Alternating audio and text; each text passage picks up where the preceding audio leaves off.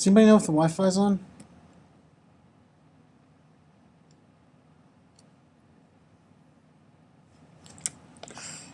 Wi-Fi. Yeah. You all know how it works. I know you do. You turn on the Wi-Fi, it connects your phone or your tablet or your Switch to the Wi-Fi, which then connects you to the internet. Why am I talking about Wi-Fi? Because in the book of Daniel, chapter 10, it says that Daniel was a young man, and for days at length he prayed about an issue. He heard no answer. He prayed the same prayer on the same question, on the same meditation. For 24 days he prayed. Eventually an angel appeared to him, telling him there was an answer. The first moment he prayed, yet the answer was delayed by the evil one. Do not be afraid, Daniel. Reading scripture. Do not be afraid, Daniel. Since the first day that you set your mind to gain understanding and to humble yourself before God, your words were heard, and I have come in response to them. The meaning of the story indicates that sometimes the answers to prayers take time. The answers to prayers take time. You know, it's easy to turn the Wi-Fi on, nothing happens, you don't connect to the internet. You slam the phone down, and you start screaming, "The Wi-Fi isn't working! The Wi-Fi isn't working!" Sometimes Wi-Fi takes a few minutes to work, and sometimes there's something interfering with the connection. Sometimes there's something messing with the signal. In Daniel's case,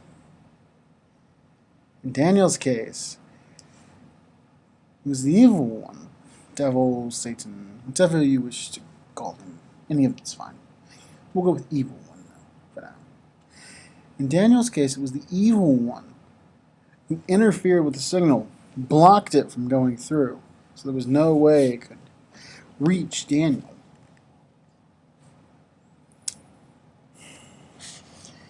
So what happens when you have Wi-Fi but no device? You can't connect to the internet. Same problem. Difference being the Wi-Fi is the concept for prayer. God being the internet. You are the device. So, what does that mean? It means you have to be open to new information from God, from those around you, from however you're wanting to absorb information. You have to be willing to absorb. Ancient proverb, a full cup gains no more. What does that mean? It means as humans, we have to be willing to intake information, absorb knowledge, allow ourselves to learn both from others and from God in such ways that we're captivated. By the process of learning, by the process of giving, by the process of loving.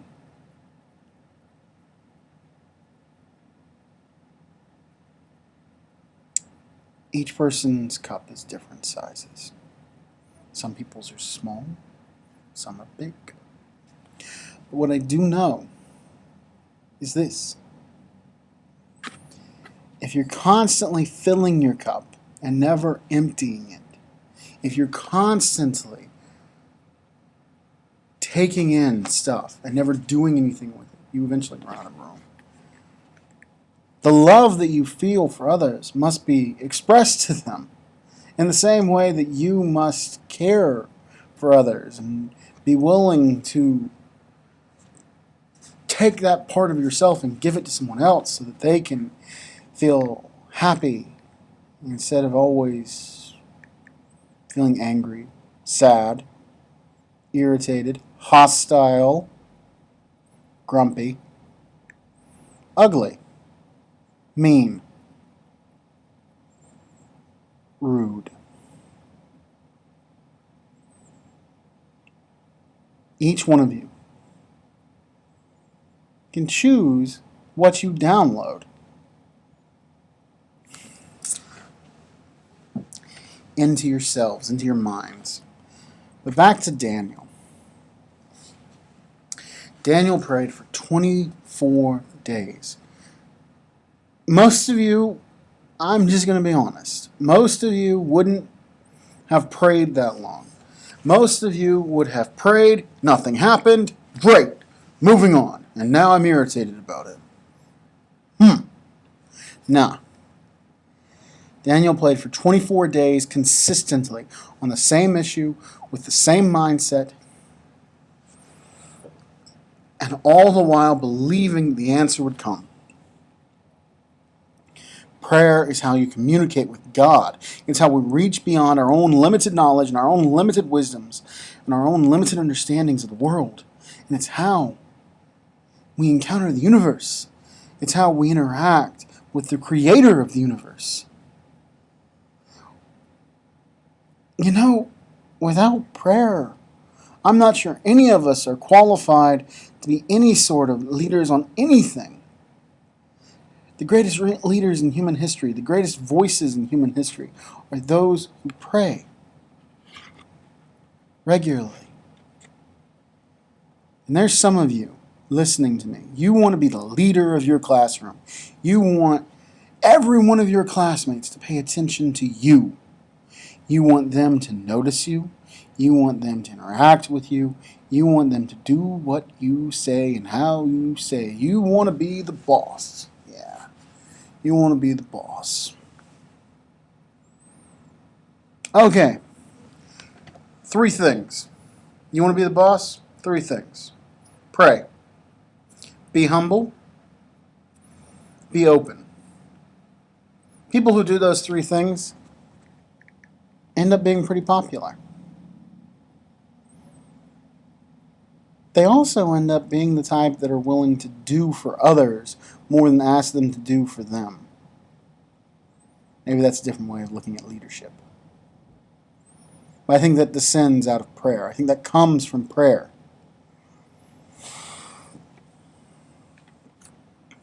Prayer brings us beyond our limited knowledge. It brings us beyond our wisdom.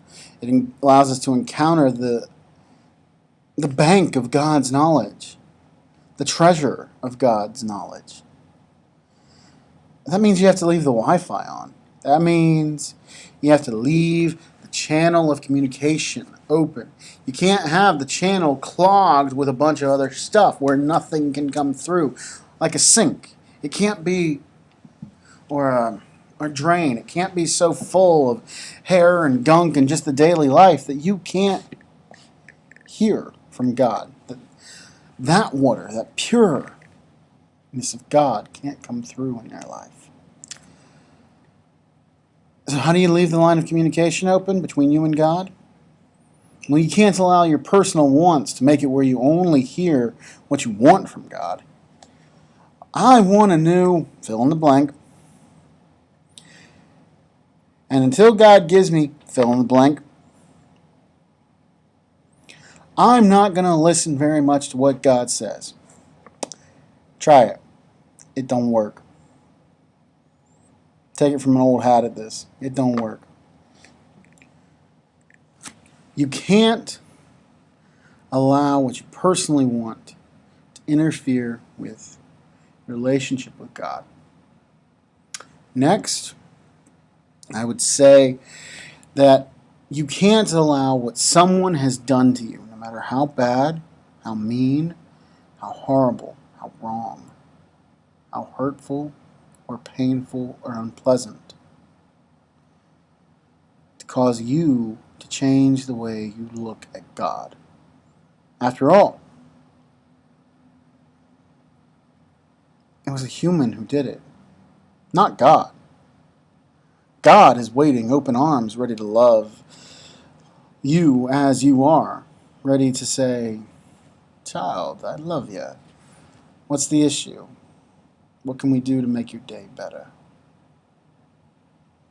Just don't blame God for what people do. You cannot keep the lines of communication open by letting the reason you do not look to God for wisdom or help be your own pride, your own, I can do this. I can solve any problem I face. I don't need anyone's help. That sort of attitude. Everyone needs help. Everyone. Whether you work in a business, whether you work at a school, whether you run off to the desert and plant flowers, everyone needs people's help. There's someone who's going to do something that helps you. There's someone that's going to provide you with something you couldn't provide yourself. Now, whether you pay them with services or you do something else, that's fine. But you're not alone. Not everything is on your own. Because you have friends, you have family, you have just society, even, to help when you need help.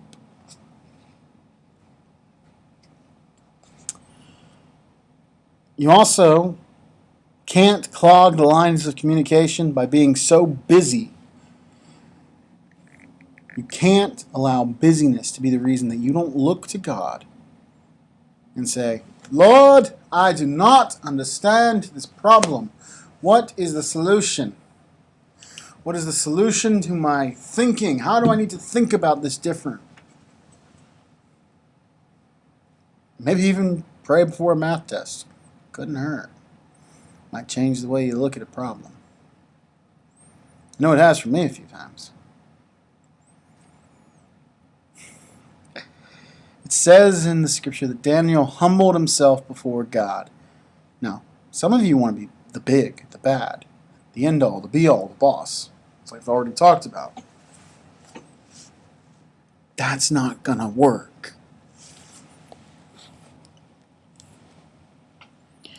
Be willing to acknowledge that you don't know everything, that sometimes life isn't as put together as you want it to be, and that you're in pain, you're hurting, you're upset,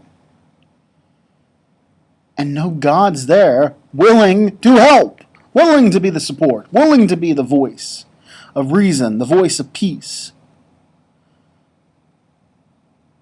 Dang. It drives me insane, the number of people who aren't willing to keep the Wi-Fi on, who aren't willing to pray, and would rather stumble in the dark without the help of God. Don't be those people. Be the people that nothing gets to you because you have such peace from prayer. Be the people who connect with God in such a way that there's no words for it, that it's just a constant presence in your life. So, I've taken up enough time. I hope the story of Daniel is helpful to you. I hope the story of Daniel brings you some clarity. Your walk in life, your walk with God, your pursuit of knowledge as students. Let's finish this with a prayer. Lord, I pray for these students. I pray for their academics. I pray for their academic success. I pray for their lives outside of school. To ones bound in the peace of God, bound in the love of you. And yet that's not always the case. And I know it's not always the case. And there's nothing I can do about that.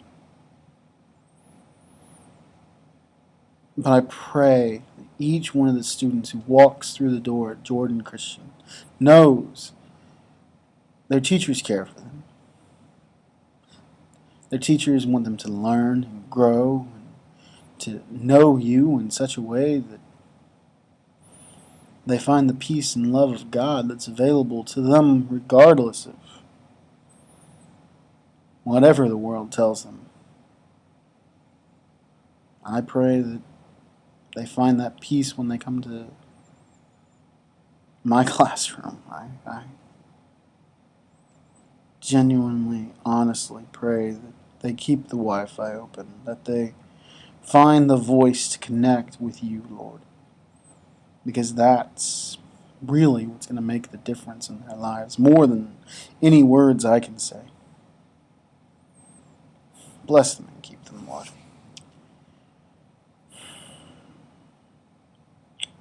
Well, I'm over my time. I'm sorry about that, teachers. Have a good day, everybody.